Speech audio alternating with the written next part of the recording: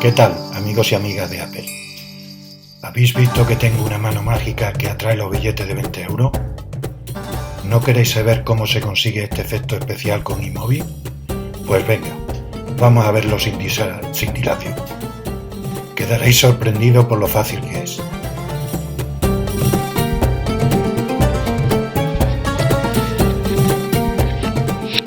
Mirad, yo ya tengo importado a iMovie un vídeo en el que he ido soltando 5 billetes de 20 euros sobre una silla. Lo que tengo que hacer es llevar el vídeo a la línea de tiempo.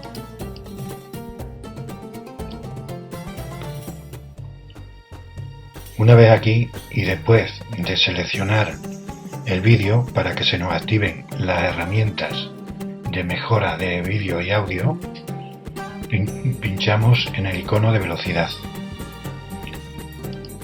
A continuación, activamos invertir y ya tenemos el efecto deseado.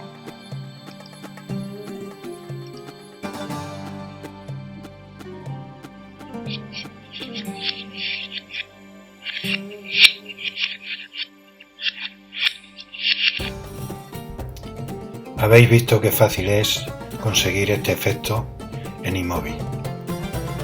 Si os ha gustado el vídeo, rogáis que pulséis en me gusta, lo comentéis con algún comentario y si fuera ya que os suscribierais a mi canal, pues ya sería el no va más. Venga, hasta mi próximo vídeo. Suscríbete a mi canal y después pulsa en la campanita de las notificaciones para que te lleguen las notificaciones de cuando suba un nuevo vídeo.